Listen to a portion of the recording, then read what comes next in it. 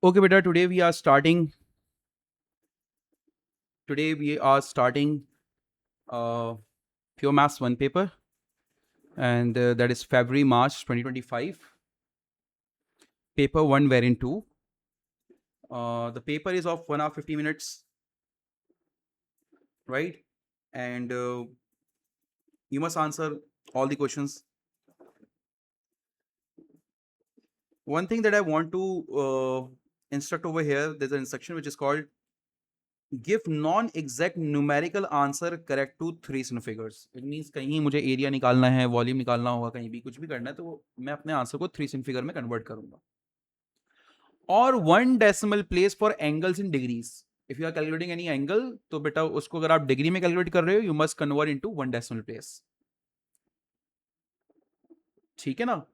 If that angle is in radians, that should be again three sig figures. Right? ये दिमाग में आपने रखना है.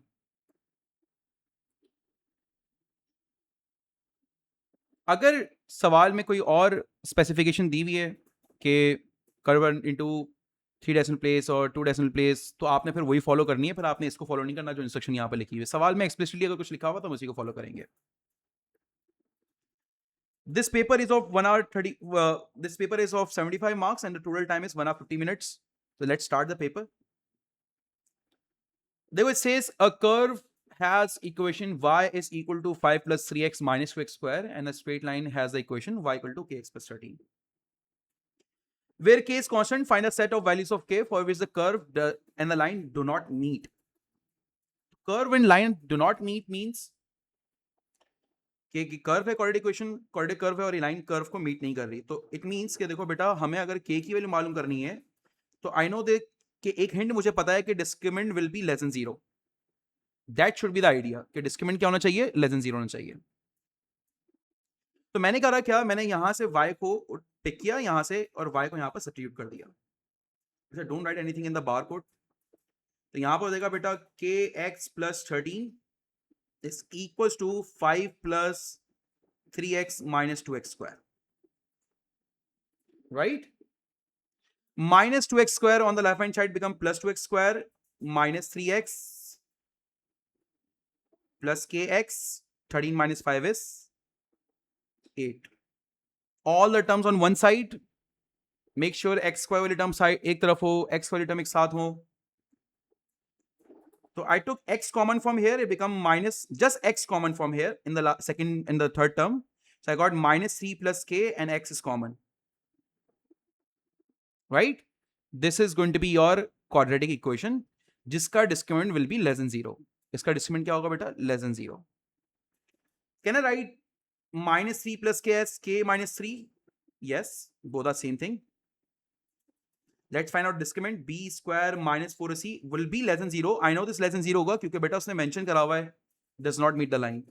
तो b value is k minus 3, the coefficient of x along with sign. That is your b value.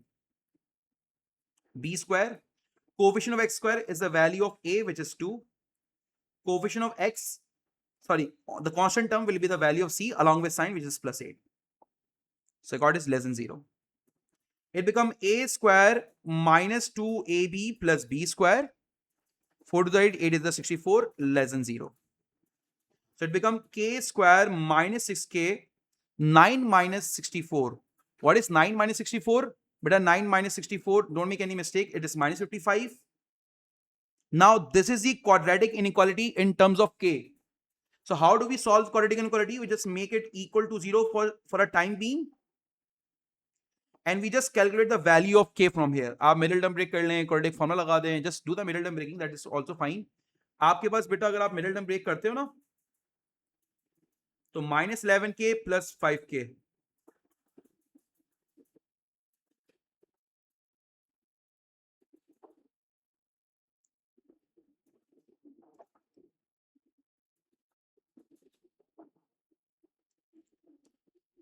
So I got the k value is 11 and minus 5. Right? अब आपके पास अगर k की इक्वेशन को अगर मैं एक रफ एस्टिमेट बनाऊं, इसका एक रफ स्केच बनाऊं, तो k value over here is going to be 11 and minus 5.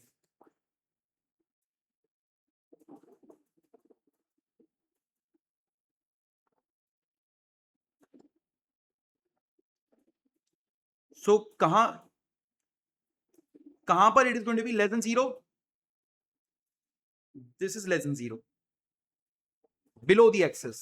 So your k value in inequality will be k is less than 11 and k is greater than -5. आप इस तरह भी लिख सकते हो, और you can write in combined form as well, k is less than 11 and k is greater than -5.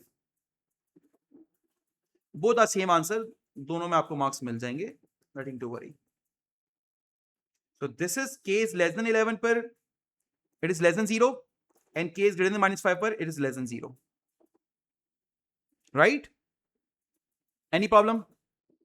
Okay, now let's start question number 2. It says the diagram shows the curve with the equation. इस curve की equation ये रही, ये पूरे curve की equation, ये सब मिलाकर एक कर्व है, डिसकंटिन्यूअस कर्व है, ये इसकी इक्वेशन है. The curve crosses the x axis at the point 1,0, ये 1,0 से पास कर रहा है curve, and the minimum point m, कह रहे मिनिमम पॉइंट क्या है? m है. Right? Now they are asking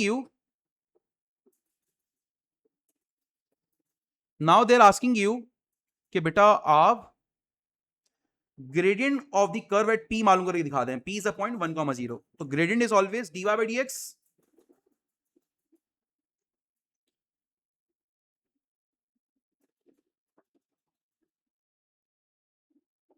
तो पहले आपने तमाम टर्म्स को बेटा न्यूमरेटर में शिफ्ट करना है, तमाम वेरिएबल्स को.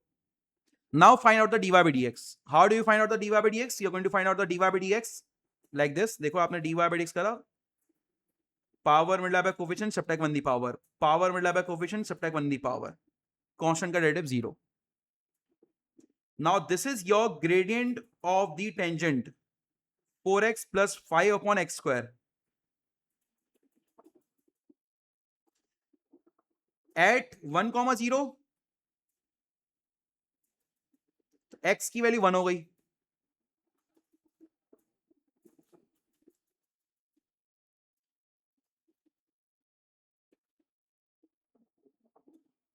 फोर वन जा 4, 5 अपॉन ये हो गया 9. 9 is going to be your answer then. Right? अब आपके पास यहां पर they are asking you find the coordinates of the m. m is your turning point, although it is a minimum, but it is a turning point, right? So to find out the minimum point, you put your dy by dx equal to 0.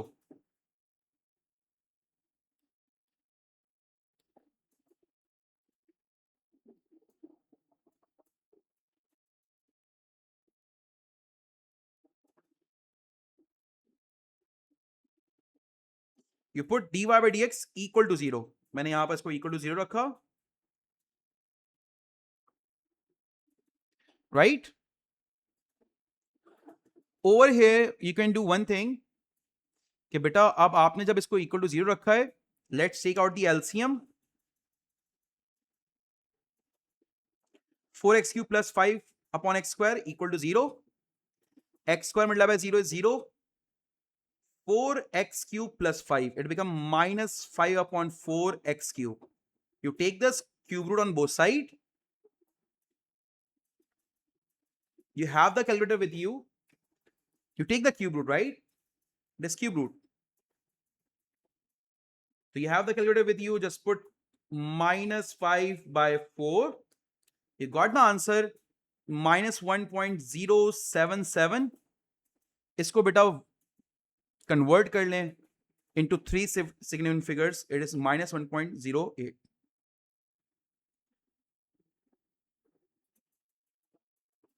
ठीक है? Since they are asking you the coordinate, you need to find out the y value as well. मैंने बहुत ज्यादा space ले लिया वैसे तो. Let's just find out the y value. What is the y value? This is your question. Just put x is equals to minus 1.077.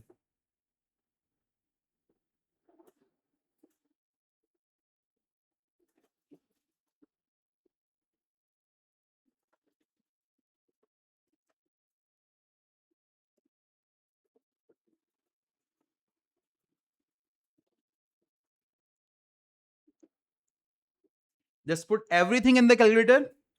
I always take the working value, not the final value.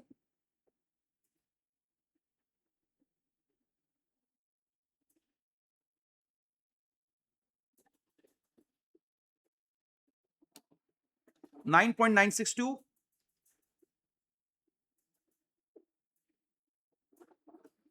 Finally,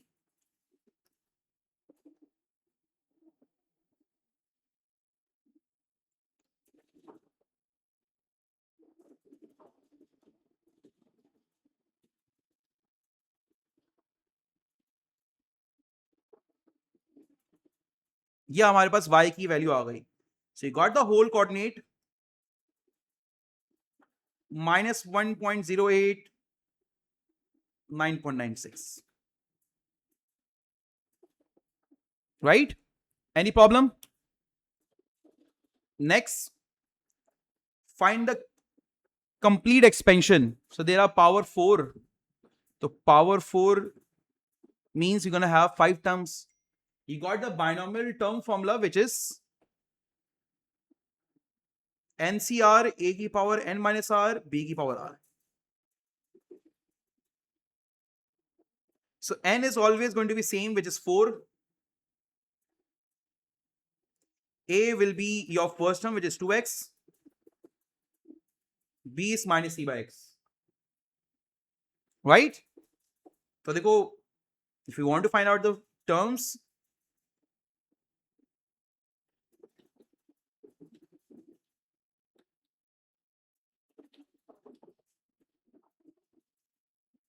four c 0, 4 minus 0, power 0. 4c1, 2x power 4 minus 1, power 1. 4c2, power 4 minus 2, takes power 2. 4c3, 2x power 4 minus 3.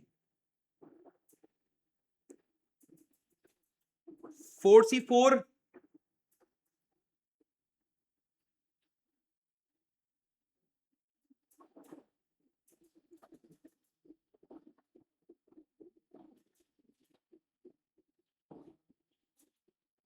power 0. So these are whole conversion here. You can use calculator. 4c0 is 1. 2x power 4 is 16. X power 4, then 1. 4c4 is 1. 2x power 3 is 8x cube minus 3 by x.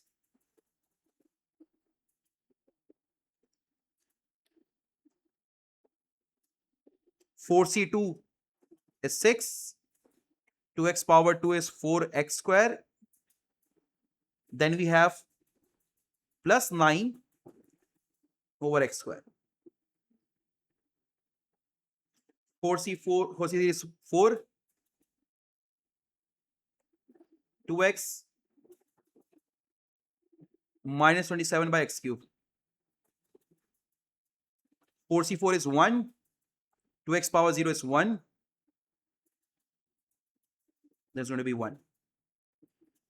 So end में ये 0 नहीं होगा. This is going to be 4. So this is going to be 81 over x power 4. So after simplification, you'll get the first term 16x to the power 4. 8 for the 32. 32 multiplied by 3 is minus 96. After simplification of x, it becomes x square. 6 multiplied by 4 multiplied by 9, it is going to be 216. And then we have 4 multiplied by 2 multiplied by 27 minus 216 x square. Last term is 81 upon x power 4. Right? So this is going to be a complete expansion. Acha. Hence find the coefficient of x square in this expansion. Now we have this expansion over here. अब देखो मैं थोड़ी सी यहां पर एक समझाने की वजह से लंबा करूंगा काम.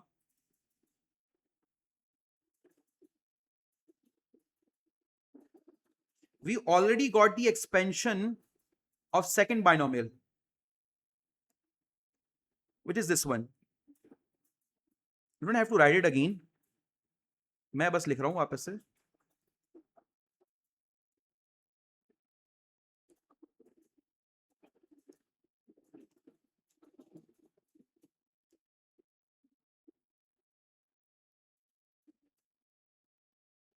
ठीक है. This binomial is multiplying with this binomial, this second binomial. So when both binomials multiply, make sure कि expand हुए हो. इसमें तो expansion की जरूरत नहीं है, power 1 है. इसमें जरूरत है तो we have already done this. Now we have to find out the coefficient of x square. देखो, अगर मैं x square को 216 से मल्टीप्लाई कराऊंगा, I will get x square वाली term. Overall I'll get x square वाली टर्म. बाकी अगर मैं x square को इससे मल्टीप्लाई करवाऊंगा तो I'll get x power 6, I'll get x power 4, I'll get constant term, I'll get x power -2 वाली टर्म. तो x square किससे आ रहा है? 5 मल्टीप्लाई बाय -96. तो 5 multiply by -96, it is going to be -480. Both are x square वाली term.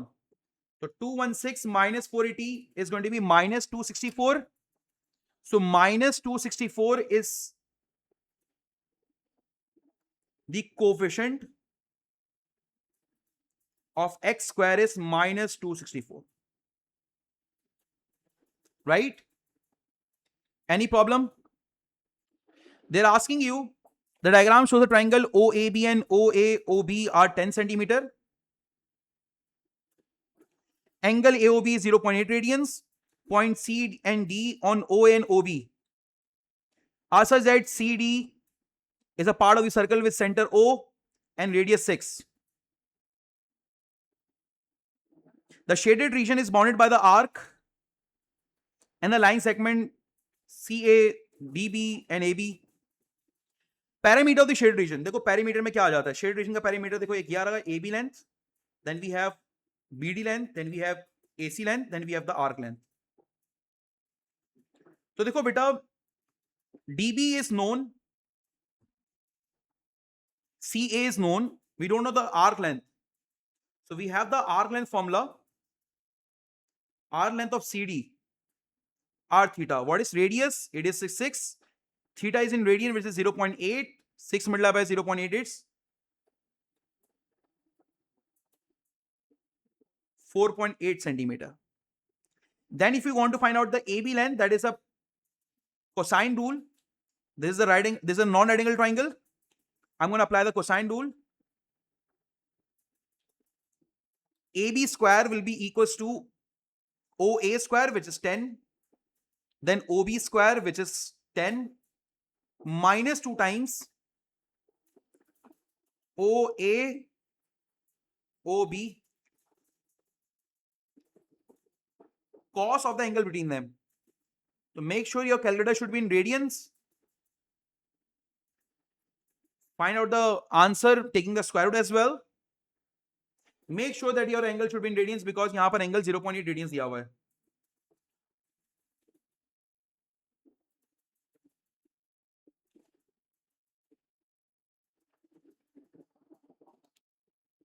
$7.788.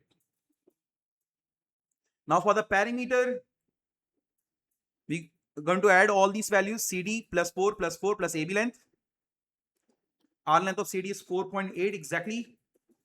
Plus 4 plus 4 plus 7.788. Final answer will be converted into 3 sin figures. 20.58. 20.6 centimeter is going to be the perimeter of the shade region. Right? Then they are asking you, find the area of the shaded region. तो देखो इस triangle की area में से sector का area minus कर दें. Triangle area half AB sin theta. Make sure that your calculator should be in radians. A value will be 10, B value will be 10. देखो AB two sides and the angle between them.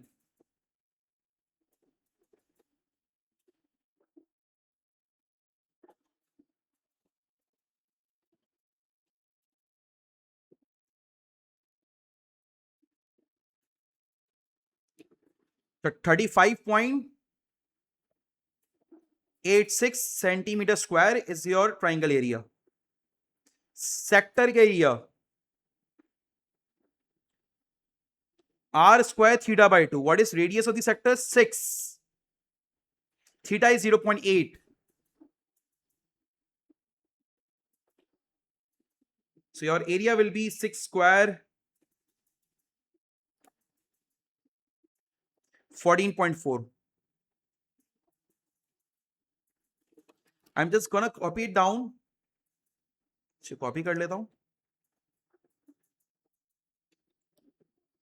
Now area of the shaded region.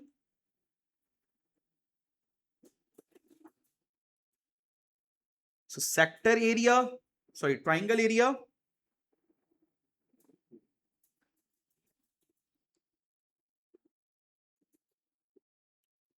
minus sector area.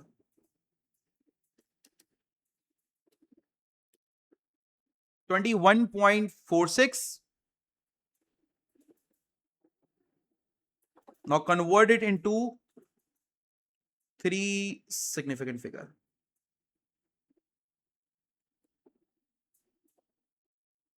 Right? 3 significant figure is compulsory. सवाल के starting में बताया था, जिसने paper starting से देख रहा है बेटा उसको आइडिया होगा. मैंने अभी थोड़ी देर पहले आपको बताई थी बात.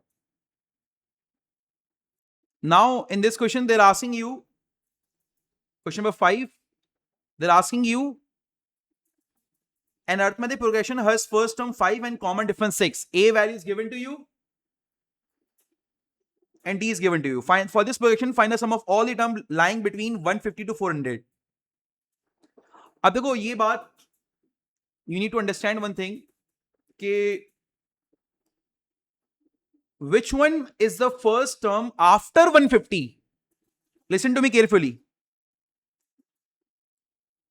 Which one is the first term after 150 which is a part of this sequence? जो इस sequence का part है after 150.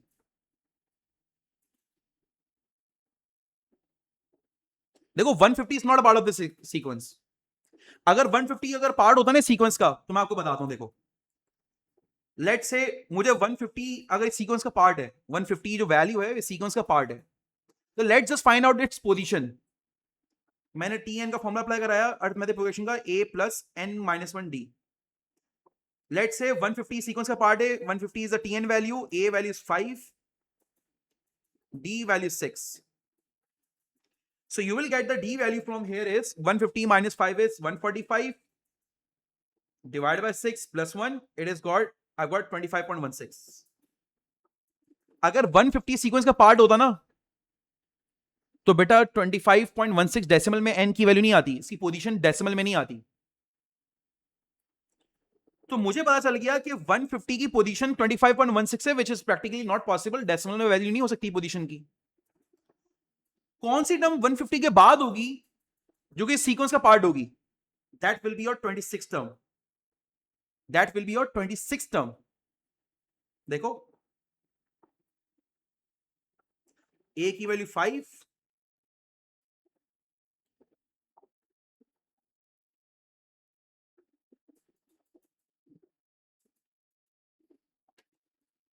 Five plus 25 into 6 155. तो 155 इज द टर्म आफ्टर 150. ये इस सीक्वेंस की एक्चुअल टर्म है.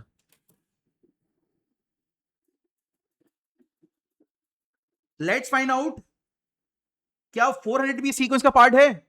देखो मैं फिर से लिख रहा हूं उसे. 400 is equal to 5 plus n-1 6. Let's just find out n value. 400 minus 5 divided by 6 plus 1 66.83. अगर 400 सीक्वेंस का पार्ट होता तो बेटा n की वैल्यू एक इंटीजर वैल्यू आती, 66 आती, 67 आती, ऐसा नहीं है। 400 से पहले कौन सी टर्म होगी जो इस सीक्वेंस का पार्ट होगी? That will be your 66 term, क्योंकि 67 टर्म आगे चले जाएगा, 66 टर्म इस सीक्वेंस का पार्ट होगी।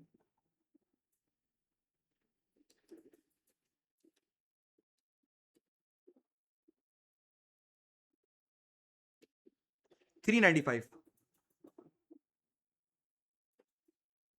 राइट?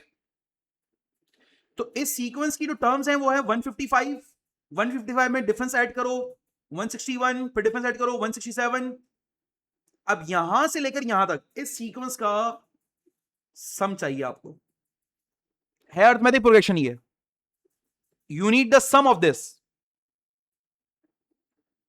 तो सम निकालने के लिए let us consider 155 as your first term. I am just writing down the sequence again.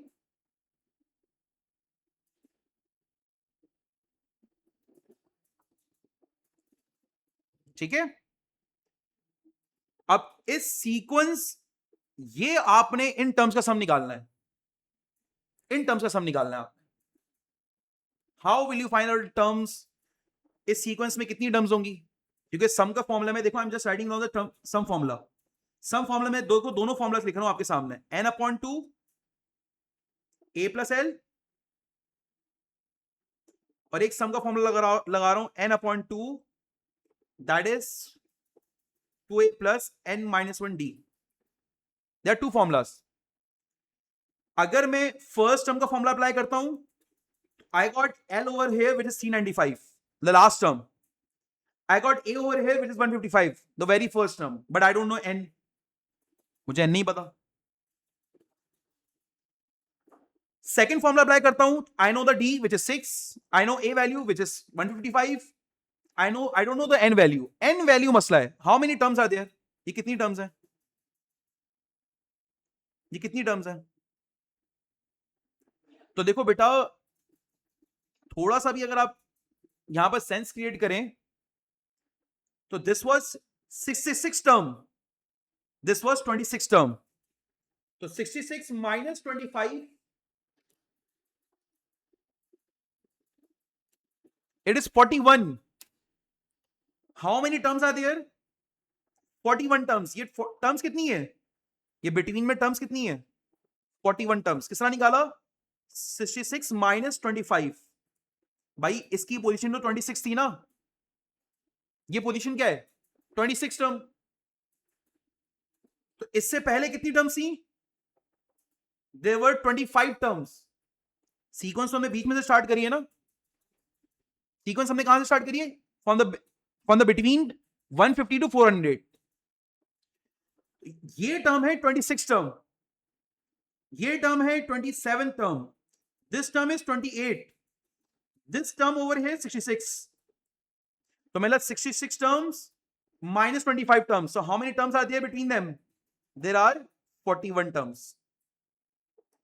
तो n की वैल्यू आ गई 41। You can use either way formulas, मैंने इस फॉर्मूला को यूज कर रहा हूं। n is 41 divided by 2, your first term is 155 plus l 395।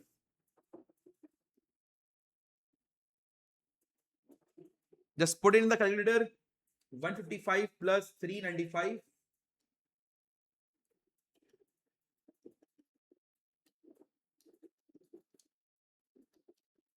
one one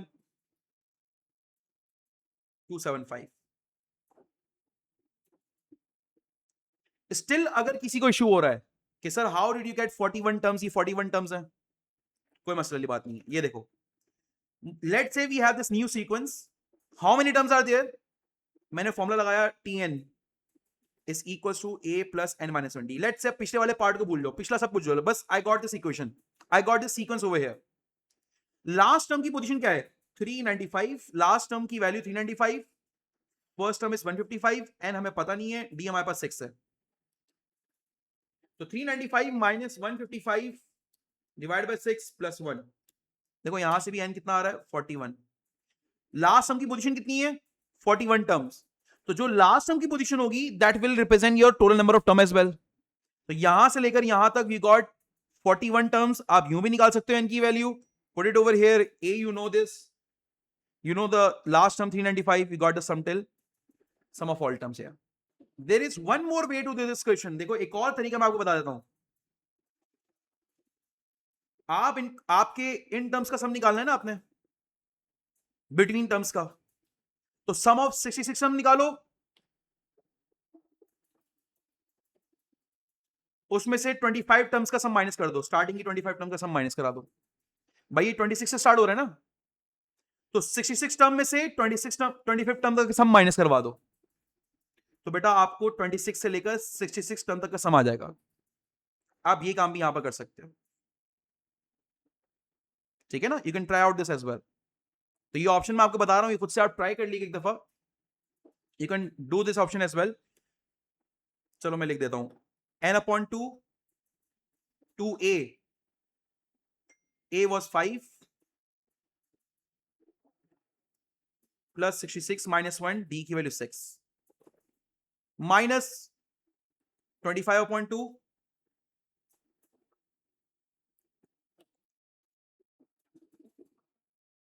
to a minus, you can do this as well। अगर आप ये काम भी करेंगे you will get the same answer 11275, ये भी आपके पास कर सकते हैं। So all of these are options to do this question, आप सब में कर सकते हो ये। Any problem till here? Now let's do question number 6। देखो बेटा, in question number 6 they have given you the circle and they are saying the circle shows, the diagram shows a circle C of radius r where x is greater than 0 and y is greater than 0. For all points on C, the least distance, यार ये बहुत important बात है, the least distance between the points, between any point on C and the x axis is 8 unit। Curve में कोई सा भी coordinate ले लो, कोई सा भी,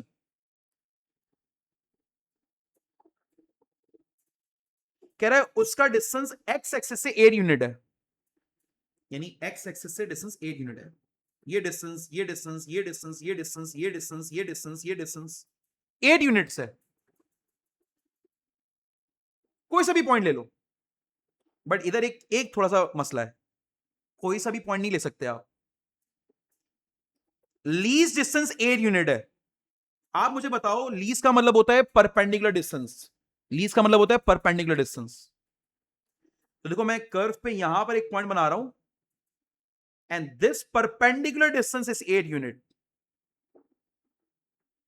एक तो ये सबसे कम है, that is the least distance, minimum distance, and that should be perpendicular distance is 8 unit।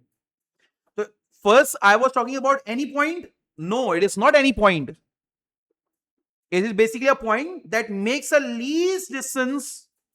देखो ये भी perpendicular distance हो सकता है, but that is not the least distance।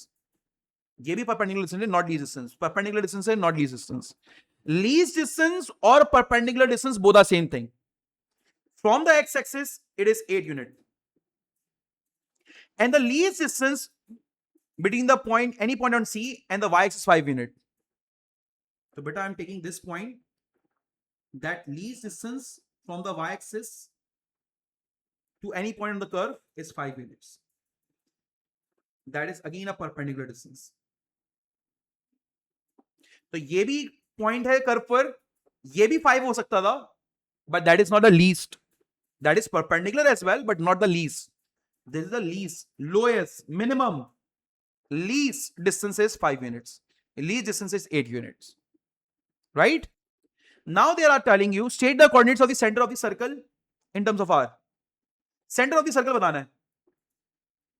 See this is r, this is small r radius, this is small r radius। if I ask you what is the center point over here, so you will tell sir यहां की x की value, what will be the x value here? 5 plus r. This is the x value, no? So 5 plus r. What is the y value? 8 plus r.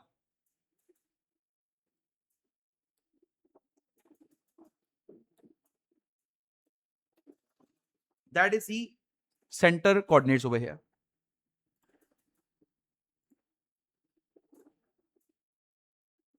Now they're asking you, given that the distance between the origin and the center of the circle is 15 units.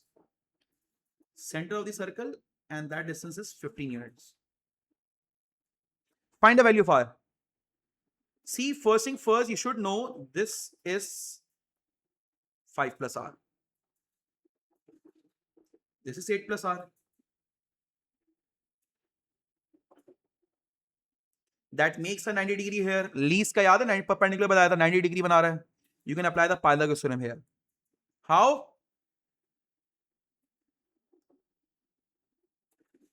15 square 5 plus r square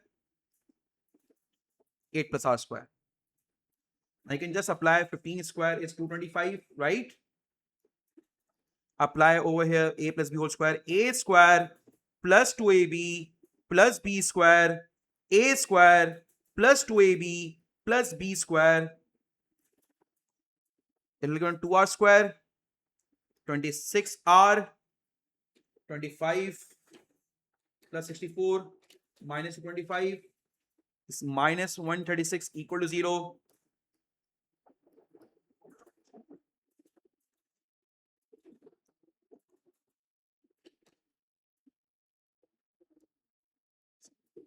Two on the left hand side will become 0. Just do the middle term breaking and get the answer. अगर आप middle term breaking करते हो तो you'll get the answer from here.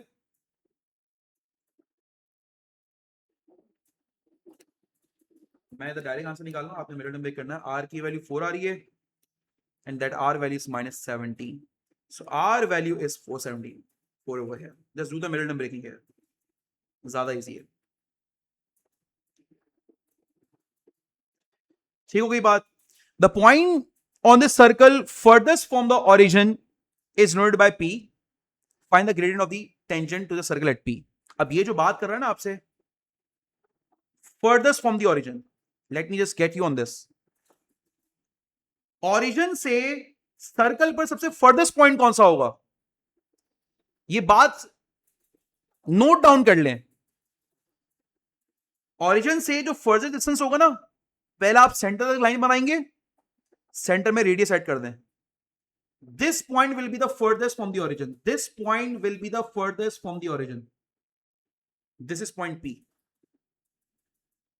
Farthest point कौन सा होगा? Origin से बेटा सेंटर की लाइन बनाई आपने, उसी को आगे एक्सटेंड कर दें. This point will be the farthest point from the origin. Farthest point from the origin. They are asking you, मैं इसको एक्सटेंड कर रहा हूं आपके सामने, ये देखो. दे आर आस्किंग यू कि इस पॉइंट पर जो टेंजेंट बनेगा उसका ग्रेडियंट मालूम करके दिखा दें. Let's make a tangent is this point. हमें इसका ग्रेडियंट मालूम करना है. मैंने बोला देखो, this line is the radius. Radius and tangent have angle 90 degree. अगर मुझे रेडियस का या इस पूरी लाइन का ग्रेडियंट पता चल जाए, अगर मुझे रेडियस का या इस पूरी लाइन का ग्रेडियंट पता चल जाए, दैट विल बी सेम, क्योंकि ये सेम लाइन है. तो let just find out the gradient of this line. इस लाइन का ग्रेडियंट कितना होगा?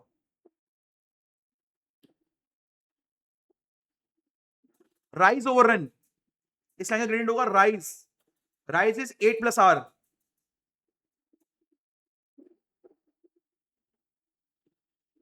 What is run? Run is 5 plus r. What is r, which is 4?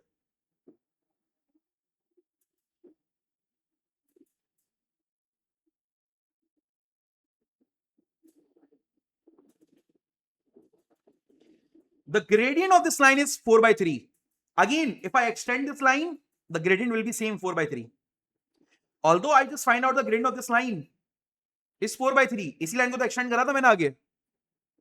ये बात आपको इंपॉर्टेंट पता होनी चाहिए, ये लाइन को एक्सटेंड करेंगे तो बेटा आपके पास ये पॉइंट पी तक जाएंगे, which is the farthest point, this is the farthest point. अब इसका ग्रेडियंट है, इस लाइन का ग्रेडियंट है 4/3, तो टेंजेंट का ग्रेडियंट कितना हो जाएगा? That tangent gradient is going to be -3/4।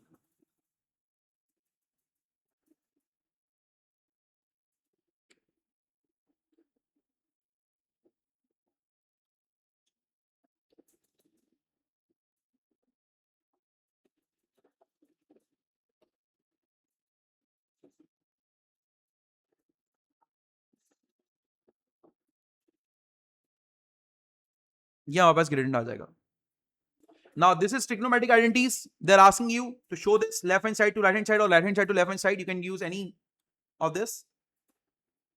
So what I'm doing here कि मैं यहाँ पर बेटा left hand side को pick किया मैंने, and I've just put tan square as sin square theta upon cos square theta.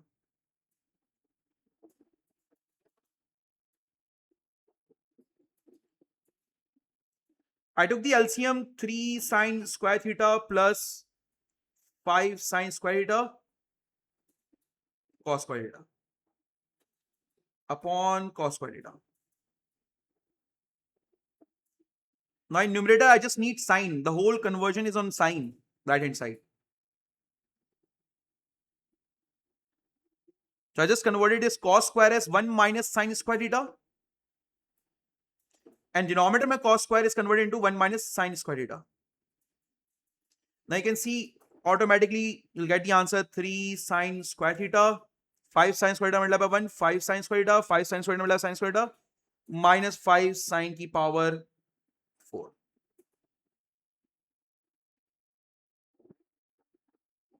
Three plus 5 is 8 sin square theta minus 5 sin की power 4 theta. I've just converted into right hand side. देखो आपके पास right hand side निकल कर आ गई, right? Now part B will definitely be solving equation. See, they have given you the left hand side which is equal to 9. Left hand side को भी हमने right hand side में convert करा था। तो किसी भी इक्वेशन को सॉल्व करना हो, it should be in single trigonometric function. पूरा साइन में हो, पूरा कॉस में हो, कि पूरा टेन में हो। इसने बोला हुआ है हेंस मींस पिछले पार्ट से लिंक करें, तो ऑब्वियसली इसने लेफ्ट हैंड साइड को इस क्वेश्चन को इस पार्ट में कन्वर्ट करवाया हुआ है ना। हमें we have already done this.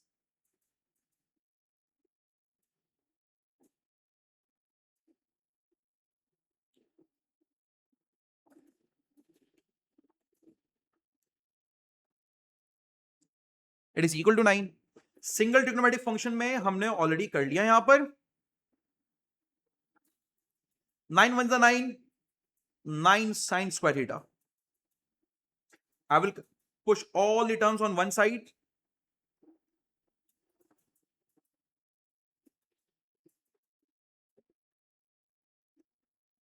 ये वहां पर राइट हैंड साइड में समान टर्म्स को मैंने कन्वर्ट कर लिया। Now I get that you can do the middle term breaking, supposition कर लो, whatever you feel like। आप यहां पर क्वाड्रेटिक फॉर्मूला लगा दो, but if you get the quadratic formula you'll get sin square value minus b plus minus under root b square minus 4ac upon 2a.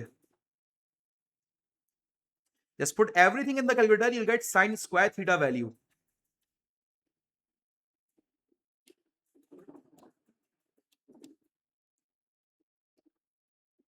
That is 2.744, एक value ये आ रही है, other value is 0.6559। पहले fourth in figure में values लिखते हैं। तो sine theta की वैल्यूज क्या होंगी? Just take the square root of these values. 2.744, 1.656, 0.8098, ठीक है ना। और वैसे मैं आपको सजेस्ट करूंगा एक और बात, मैं इधर देखो लिखने के बाद मैं एक और बात सजेस्ट कर रहा हूं, बहुत बहुत काम आएगी आपको। देखो बेटा, अभी मैंने यहां पर जब सॉल्विंग करी तो मैंने एग्जैक्ट वैल्यू नहीं लिखी थी, सही है ना? सो वी गॉट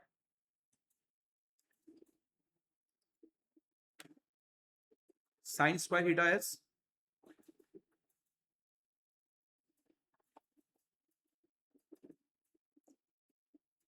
ये दो वैल्यूज आ रही हैं।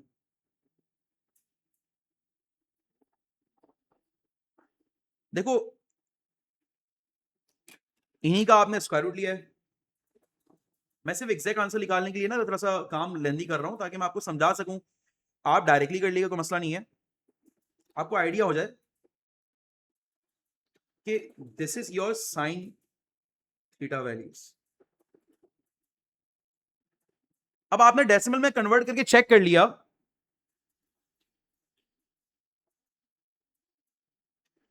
कि देखो साइन थीटा की ये वैल्यू 1.65 से आ रही है, इससे आंसर निकल के नहीं आएगा। साइन थीटा की वैल्यू 1 से बड़ी होगी, it won't give you the answer. तो ये तो आपने रिजेक्ट कर दिया, right? You will only take this value of sine theta which is 0। Decimal में कन्वर्ट करके मैंने देख लिया, it is 0.8098।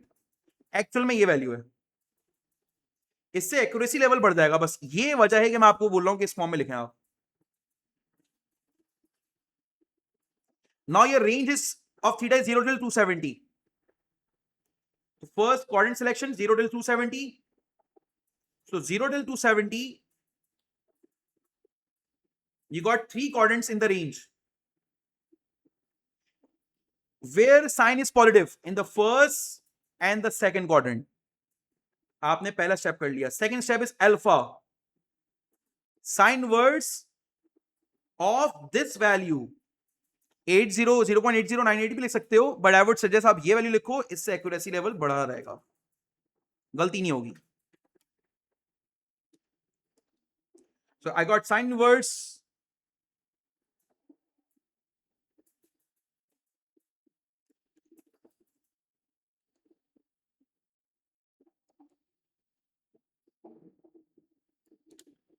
54.08। Final answer of radian degree into one decimal place, तो पहले मैं इसको टू डेसिमल प्लेस में लिखूंगा। Your third step is theta in first quadrant is equal to alpha, in the second quadrant it is going to be equal to 180 minus alpha.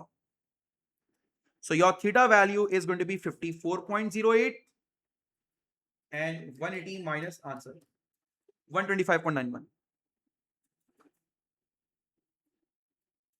54.1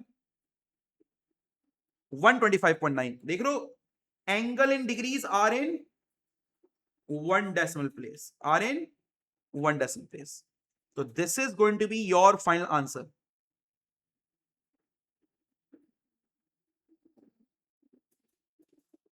अब यहां पर एक और बात मैं आपको बताता हूं, एक और बात ये है, सब सुनेगा, ये आंसर फाइनल नहीं है। अब सुनिएगा एक और बात, देखो हमने यहां पर स्क्वायर रूट लिया था, basically we got two answers, plus minus plus minus. We got two answers, plus minus plus minus. तो ये जो आंसर आया है that is because of plus. ये तो हमसे प्लस की रेंज में आंसर निकाला है ना, हमारे पास तो दो साइन थीटा की वैल्यूज है, राइट? तो ये मेरा फाइनल आंसर नहीं है। अब साइन थीटा अगर नेगेटिव होगा तो वो कौन से क्वाड्रेंट पर होगा with in this range?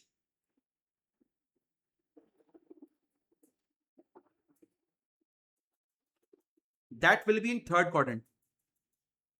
Alpha will be same, alpha तो सेम ही आएगा ना, आप नेगेटिव साइन को इग्नोर कर देते हो। Alpha will be 54.08, theta will be 180 plus alpha, theta will be 180 plus alpha.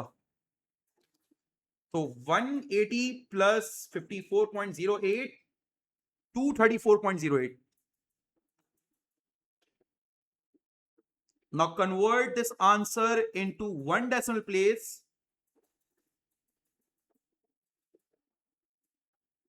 These are your three answers now. ये आपके 3 आंसर्स हैं. Any problem till here now?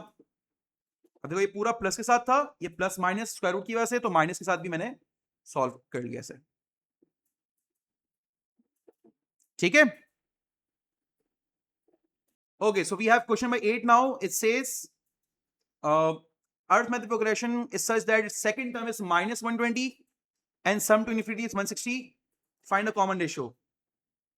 Second term is minus 120. Second term is also AR for the geometric progression. AR.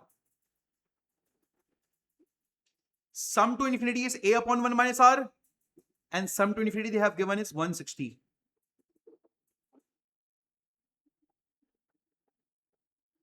So let's just make A as a subject. 160 into 1 minus R is the value of A from here. And let's just put it this A value over here. Substitute this value. So 160, 1 minus R into R is equal to minus 120.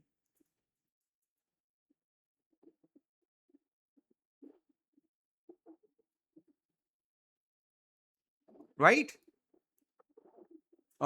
0 and 0 cancel. 4 4 are 16. 4 3s are 12.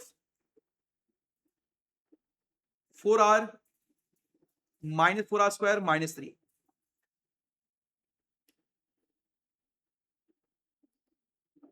4R square minus 4R minus 3.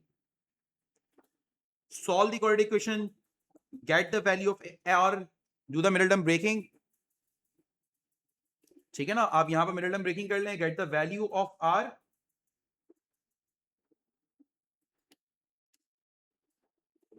It is 3 by 2. It is minus 1 by 2.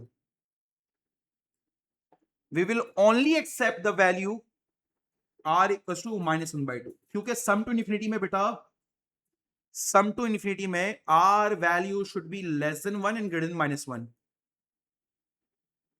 It is 1.5. 1.5 will not be accepted. तो आपने ये दोनों values लिखने के बाद ये final answer यूं करके लिखना है. राइट?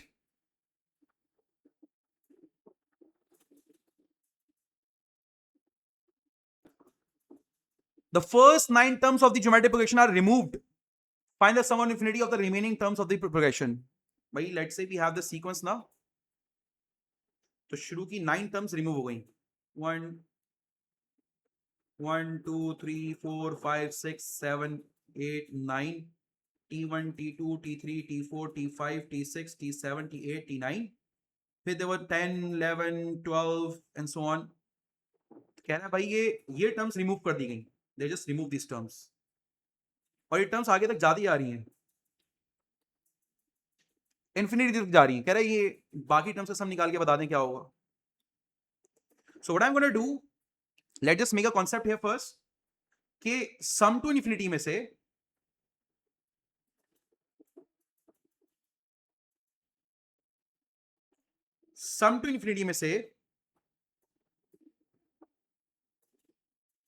कह रहा है find the sum to infinity of the remaining progression.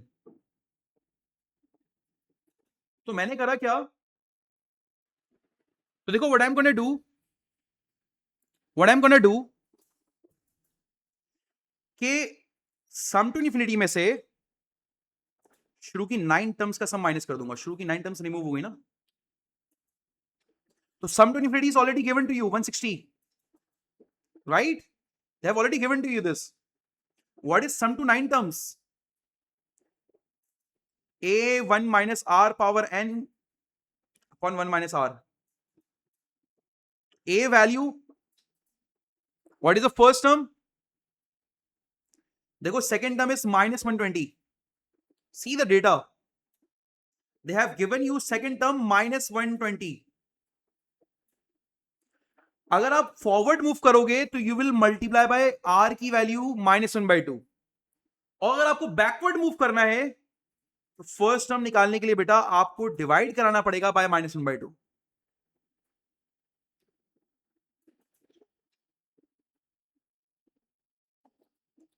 Your first term will be 240. So you got the first term here 240. R is minus 1 by 2.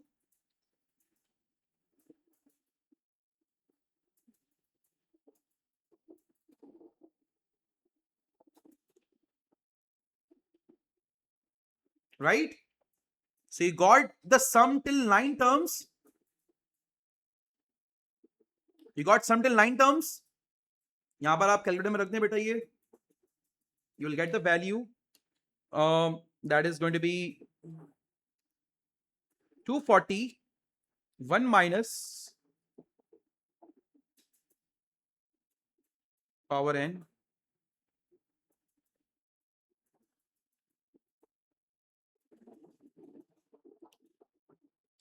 that is 2565 upon 16.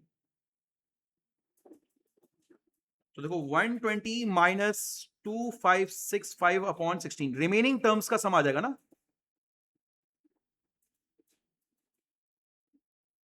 Remaining terms का sum आ जाएगा. That sum to infinity was 160.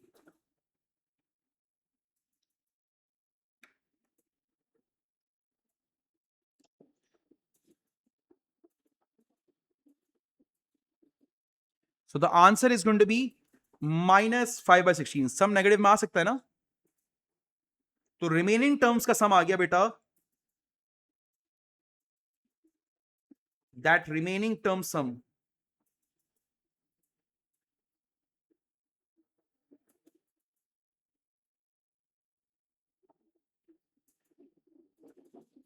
ठीक है ना. तो जो हमने पहले डिसाइड करा था सम टू इन्फिनिटी में से माइनस सम टू 9 टर्म्स, क्योंकि 9 टर्म्स माइनस कर दो, तो अब जो बच गया सम टू इन्फिनिटी वो minus 5/16 हो गया.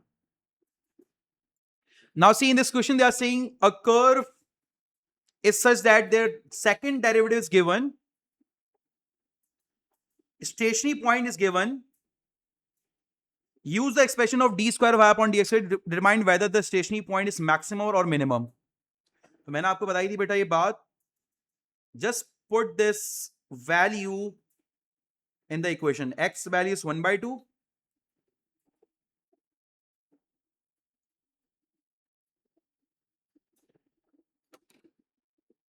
तो 6 upon half power 4 minus 5 upon half power 3, that is 56, which is greater than 0. So this point, that stationary point is minimum. अगर डबल डेरिवेटिव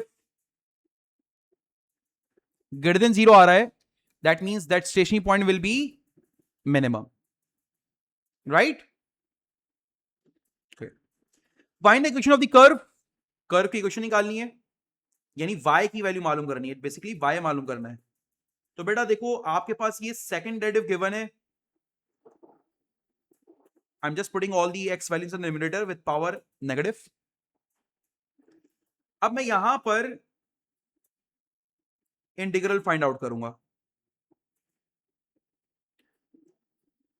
पहले फर्स्ट इंटीग्रल लूंगा. देखो कहना write d square y upon d x square को d upon d x dy by dx. Can I break this into parts? इसको मैं इस part में ब्रेक कर सकता हूं. Yes.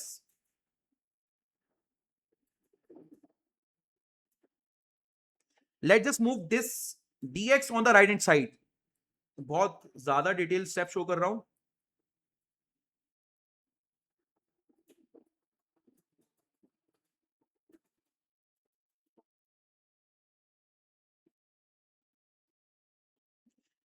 Integral and d are going to be cancelled. You got dy by dx minus 4 plus 1 integration minus 3 upon minus 3. Minus 3 plus 1 minus 2 upon minus 2 plus c. This is your dy by dx, not y. After simplification, what will I get? I get minus 2x की power minus 3 and that plus 5/2 x power minus 2 plus c. In order to find out the c value, we got a stationary point which is 1/2 comma 9.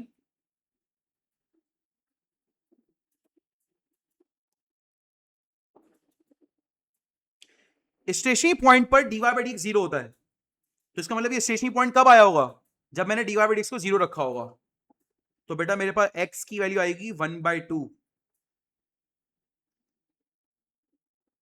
मैंने वही value यहां पर put कर दी. Let just find out the c value. -2 bracket 0.5.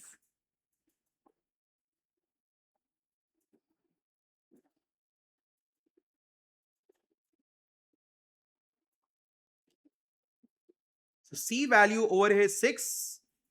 Finally बेटा मैं अपने पास यहां पर dy by dx को अपडेट करता हूं. So I'll update the dy by dx, which is -2x power -3.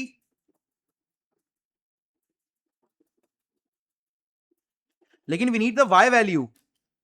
तो बेटा I'm gonna take the second integral here.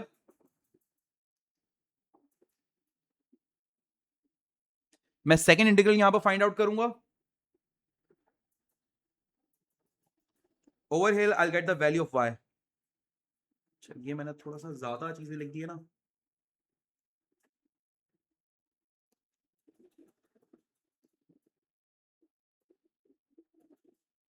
मैंने एक स्टेप को ऐसे मेंशन करा हुआ है.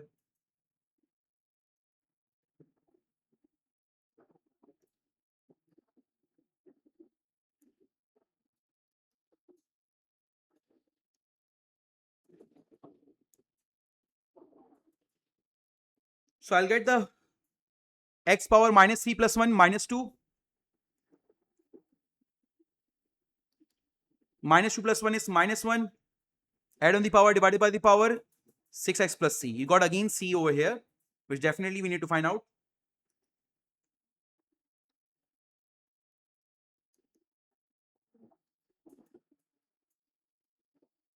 Now in order to find out the value of c, since he curve पे ही तो point है ना, we can again put this point over here to find out the c value. x की जगह y की जगह 9, x की जगह 1/2.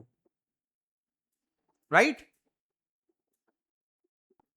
You can just give the reference on additional page that this is the continuation of 9 part B.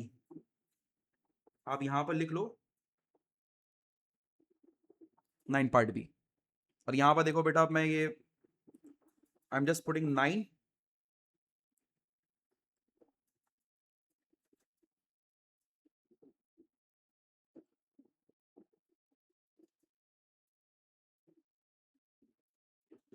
Find out the c value here.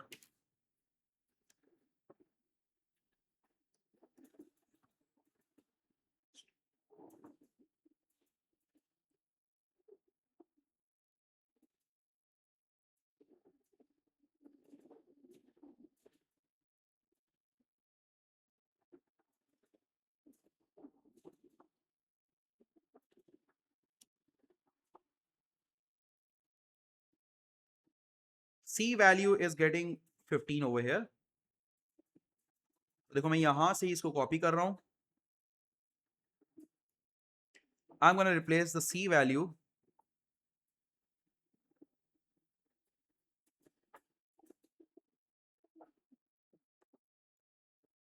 अच्छा यहां पर this was -2, तो माइनस से माइनस कैंसिल हो गया. This was plus, this was plus over here. Sure. अच्छा एक और C value is 7. I'm going to put the C value 7 over here. और बस ये हमारे पास y निकल कर आ गया +1/x².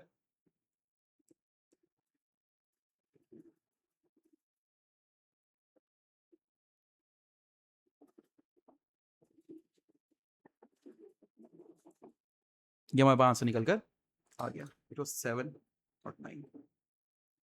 Right? They're saying the diagram shows the curve with the equation for the values of x such that 0 till 7. The tangent to the curve at point P 7,0 meets the y-axis at the point Q. This is the tangent at the point P, which is on the x-axis 7,0. Meets the y-axis at Q. The region region A is bounded by the curve and the two axes. Region B is bounded by the curve and the line segment PQ and the y-axis. ठीक हो गया. Find the area of G region A. कह रहा है ये A region का area निकाल के दिखा दो. देखो बेटा, फर्स्ट थिंग फर्स्ट, आपके पास यहां पर they just need the area of this A part. Not this B part, ठीक है ना। तो अगर मैं इस ट्राइंगल के area, this is a triangle ना, ट्राइंगल के एरिया में से, this is whole triangle area, मुझे अगर सिर्फ ए पार्ट का एरिया निकालना है, सिर्फ ए का, तो आई am gonna integrate the curve equation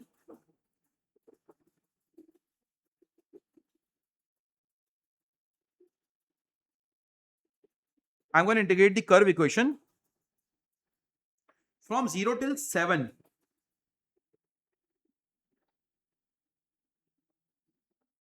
Y को इंटीग्रेट कर दिया मैंने, you will get the area. Since it is a linear expression with power 1/2, तो देखो हम यहां पर add on the power, divide by the power, divide by the differential of the base. 3x plus 4 का differential 3 plus 0, 2x का integral add on the power divided by the power, और ये देगा minus 6x plus c. 0 से लेकर 7 तक limit है. It will become 2 4s are 8, 8 by 9.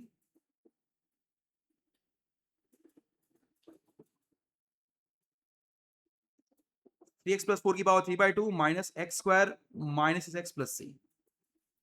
I'm going to apply the limit 7 and 0. c तो cancel हो जाएगा, just leave it. 3 7 are 21, 21 plus 4 is 25. 7 का square 49, 6 7 the 42. Upper limit minus lower limit.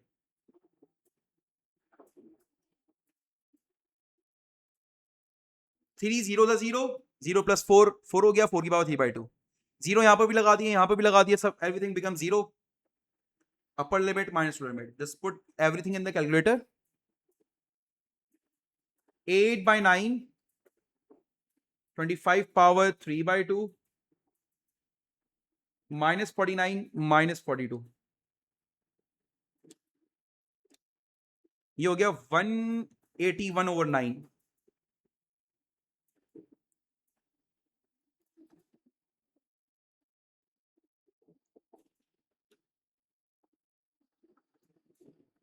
(64 by 9). 181 minus 64/9 is 117/9. That is 13. 13 square unit is going to be the answer. Right? अब देखो find the area of the B region. B region का area निकालना है, तो triangle area में से A region का area minus कर दूंगा, तो B region का एरिया आ जाएगा. तो what is a triangle over here? Triangle कैसे बन रहा है? Basically this is the tangent of this curve. तो what I am gonna do, I am gonna take the derivative of this curve to find out the tangent equation.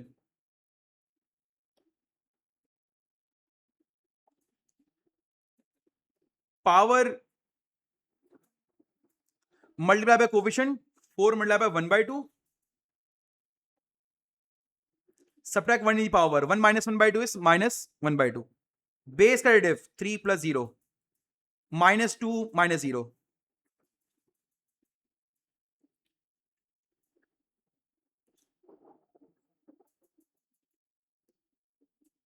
So after simplification, you will get 6 upon 3x plus 4 power 1/2 minus 2. This is your dy by dx. अब at point P 7,0, तो tangent का gradient आ गया बेटा हमारे पास 6 upon P 7 21 21 25 की power 1/2.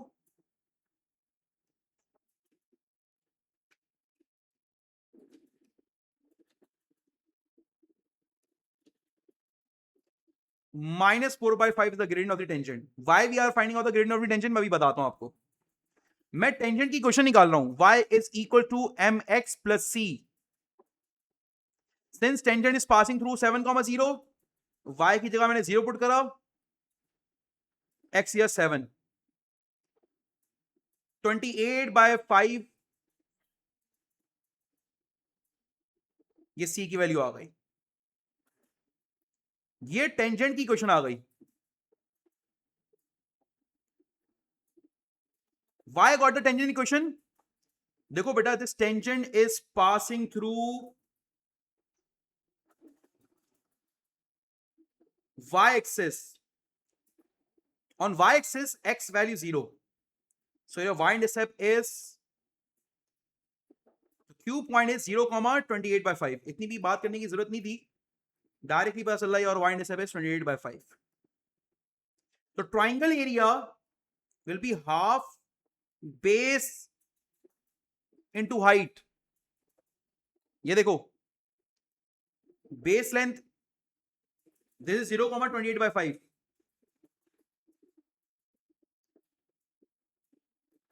This is 28/5.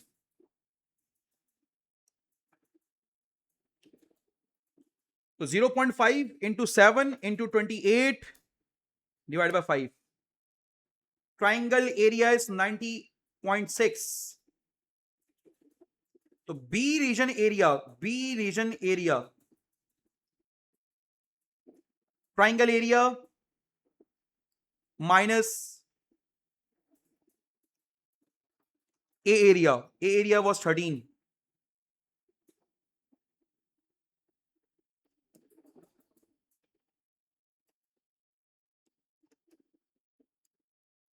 .6 is the area of the B region. B region का area बेटा हमारे पास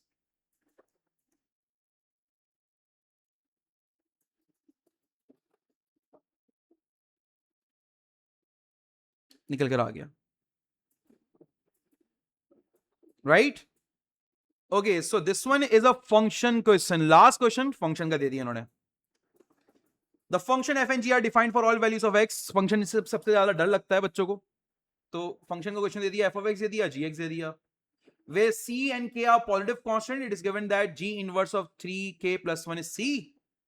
Show that g of f(x) is 8x square plus minus k minus 1. अब देखो बेटा, यहां पर they have given you f of x function, g of x function, and g inverse of x, g inverse of value is equal to k दिया हुआ है. अच्छा, first thing first, f of g of f(x) निकालना है. What does it mean? g function में x की जगह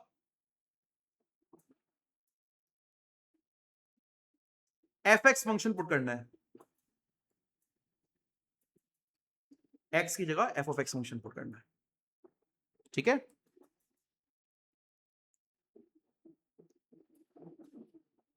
ये जगह 8x square minus 2c plus के.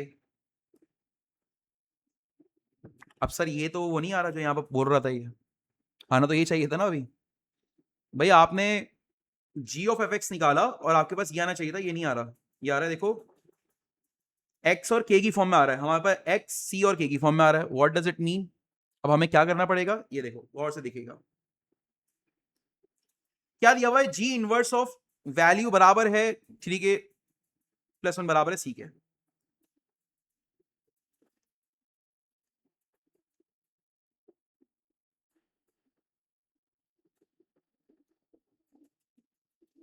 देखो, अगर g इनवर्स को मैं राइट हैंड साइड पे लेकर चले जाऊं तो ये बन जाएगा g ऑफ c. क्या बन जाएगा? g ऑफ c बन जाएगा. And that is equal to 3k plus 1. g वाला फंक्शन क्या है? 2x plus k. पैरेलल में देखो,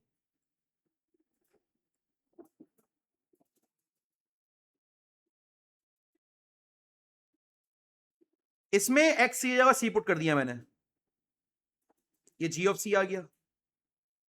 ये दोनों g ऑफ c है हमारे पास, both are g of c. दोनों को आपस में इक्वेट कर लो.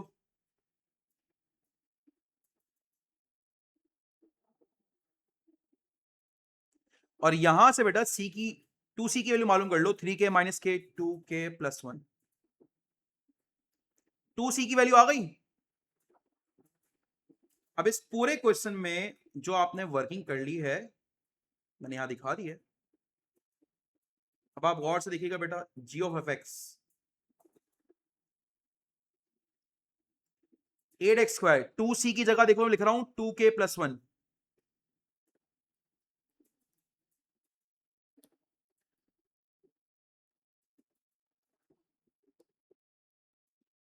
सही है? तो let just simplify it further, 8x² - 2k - 1 + k।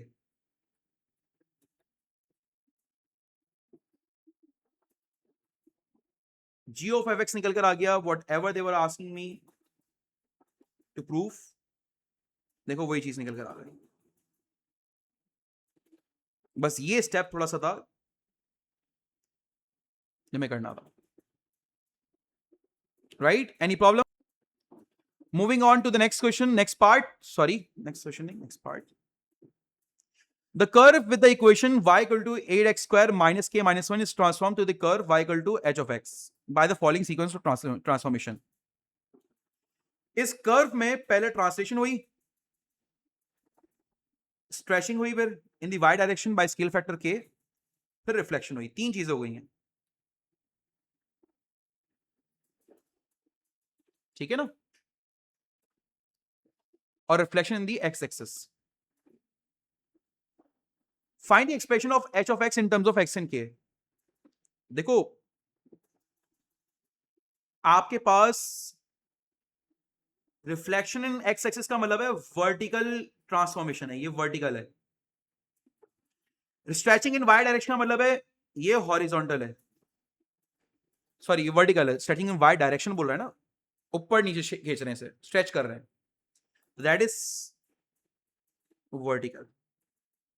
And this 3 is also vertical translation, and this x is horizontal.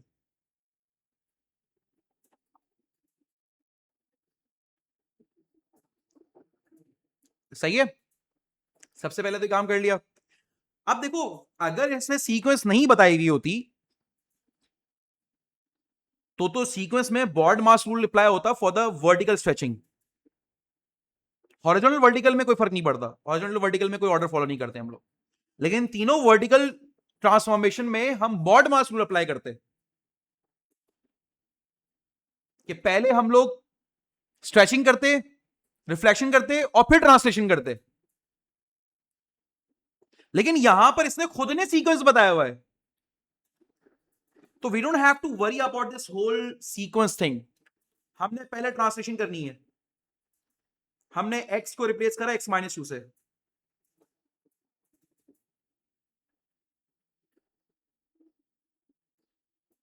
और फिर पूरे फंक्शन में 3 ऐड करा दिया, दैट इज कॉल्ड ट्रांसलेशन। हमने ट्रांसलेशन कर लिया, हमें ऑर्डर की टेंशन लेने की जरूरत ही नहीं है, उसने जो ऑर्डर बोल दिया उसका कर लेंगे। स्ट्रेचिंग करनी है इन वाई डायरेक्शन, इसे कहते हैं वर्टिकल स्ट्रेचिंग। तो पूरे क्वेश्चन को k से मल्टीप्लाई करवा दिया, स्ट्रेच फैक्टर से मल्टीप्लाई करवा देंगे ना पूरे क्वेश्चन को, और फिर reflection the x axis, x axis reflection है वर्टिकल रिफ्लेक्शन, वर्टिकल रिफ्लेक्शन, तो पूरा क्वेश्चन माइनस से मल्टीप्लाई हो जाएगा फिर।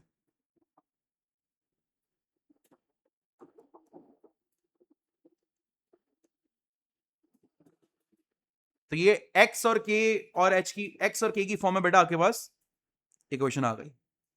आप चाहो तो इसको अंदर मल्टीप्लाई भी कर सकते हो, दैट्स नॉट एन इशू। आप इसको अंदर चाहो तो ये -k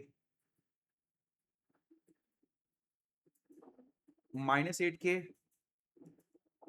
minus minus plus k² हो जाएगा, यूं भी लिख सकता हो इसे। Getting my point? Now see they are asking you, बहुत अच्छा सवाल, टिपिकल सवाल है थोड़ा सा, range of h of x is less than 15। ये आपके पास h of x है ना, पिछले पार्ट में आपने इसको h of x निकाला तो है, यहां पर कह रहे इसकी रेंज होता है आउटपुट। अगर आप h of x को गौर से देखो ना तो बेटा h of x पता है किस फॉर्म में लिखा हुआ है? ये लिखा हुआ है a into x - h plus k, ये क्वाड्रेटिक कंप्लीटिंग स्क्वायर फॉर्म में लिखा हुआ है, ये देखो a की value, just for the observation बता रहा हूं, a की वैल्यू -8 की है, h की वैल्यू 2, k की वैल्यू k स्क्वायर -2k, यानी टर्निंग पॉइंट का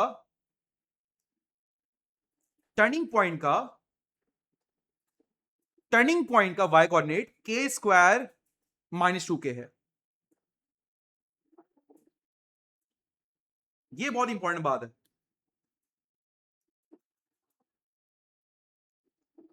टर्निंग पॉइंट y कोऑर्डिनेट वो है k स्क्वायर -2k,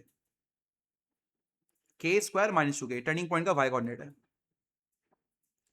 देखो क्वाड्रेटिक में ना, ये टर्निंग पॉइंट का y कोऑर्डिनेट, ये टर्निंग पॉइंट का y कोऑर्डिनेट वही तो रेंज को डिसाइड करता है, y की वैल्यू यही तो होती है। तो this y value, this k square -2k is less than equal to 15। भाई देखो, लेट से मैं बताता हूं कि, लेट से मैं एग्जांपल दे रहा हूं, ये टर्निंग पॉइंट का y x और y है 2,5, तो टर्निंग पॉइंट का y कोऑर्डिनेट है 5, your y values are greater than 5, range क्या होगी इसकी? इसकी रेंज होगी y इज ग्रेटर देन 5। अच्छा, अगर मैं यूं कर दूं, मैं बोलता हूं यार ये पॉइंट है, टर्निंग पॉइंट है 2,5, तो इसकी रेंज क्या होगी इस कर्व की? y is less than 5, range is y less than 5, right?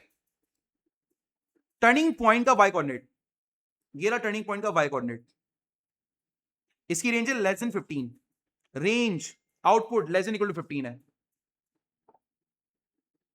तो मैंने देखो इसका आउटपुट y की value less than equal to 15 रख दी। अब यहां से बेटा मैं k की वैल्यू मालूम करूंगा -15, ये लेस देन 0 है, लेस देन इक्वल टू 0 है, इक्वल टू 0 कर मैं पहले x की वैल्यू मालूम करूंगा, what will be my x value. तो देखो यहां से अगर आप x की वैल्यू मालूम करते हो,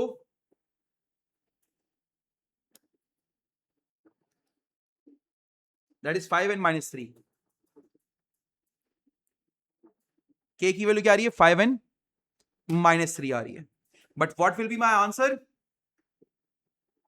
क्योंकि ये लेस देन 0 की इनइक्वालिटी है, my answer will be k is less than equal to 5,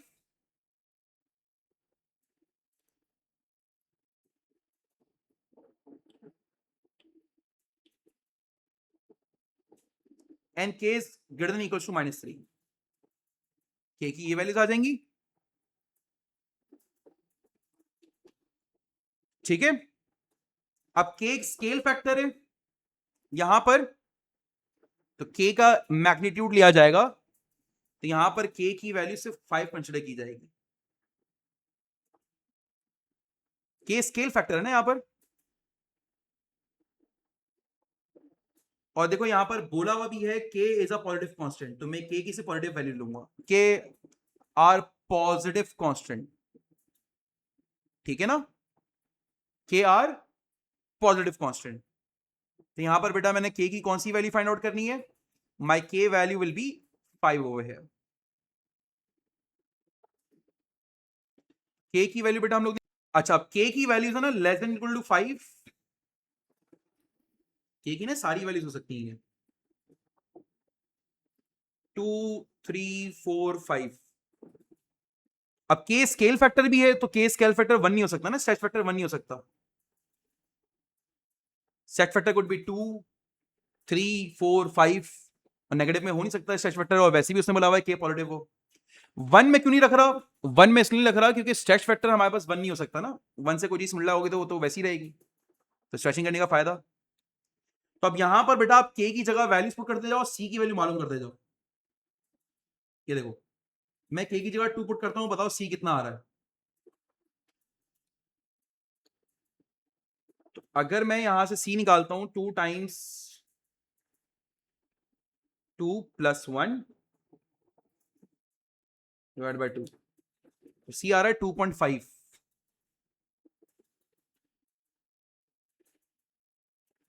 फिर k की जगह बेटा आप पुट कर लेते हैं 3,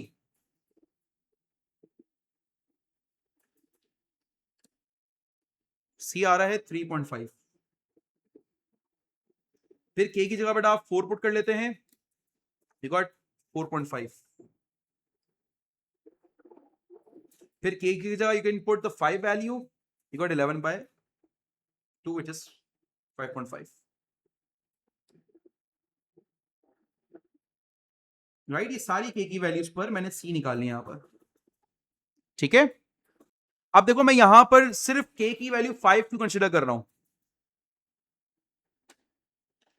के की वैल्यू 5 कंसीडर कर रहा हूं क्यों, और सी की वैल्यू 11/2 यानी 5.5। Why? This is my answer. सबसे तक सी और के सेम आ रहा है, मतलब पॉजिटिव आ रहा है, लेकिन this is my answer. Why? Reason is कि बेटा जब आप यहां पर के की जगह 4 रखते हो तो ये आ रहा है बेटा आपके पास 8 आ रहा है, तो इसका मतलब then range will be less than equal to 8 हो जाएगी फिर तो। टर्निंग पॉइंट 8 आ रहा है आपके पास, तो टर्निंग पॉइंट 15 आना चाहिए। टर्निंग पॉइंट 15 कब आएगा? जब के की वैल्यू 5 होगी। तो के की वैल्यू 5 पर जो टर्निंग पॉइंट इज 15, तो बेटा आपका आंसर ये सब नहीं होंगे फिर, these will not B your answer. अगर आप के की जगह 2 रख दोगे यहां पर, your turning point will not be 15। तो ये तो बोल रहा है h of x is less than equal to 15 है, that value should be 15 over here. तो हमने तो इसको लेस देन इक्वल टू 15 करके सॉल्व कर लिया, आप इक्वल टू 15 करके सॉल्व कर लें, यानी आप इसको यहां पर इक्वल टू 15 करके सॉल्व कर लें, इसकी मैक्सिमम वैल्यू है। तो यहां से के की वैल्यू 5 और माइनस सी आ रही है, आप बस के की वैल्यू 5 ही फोकस करें यहां पर, और बस के की वैल्यू 5 पर ही सारा आंसर निकालें।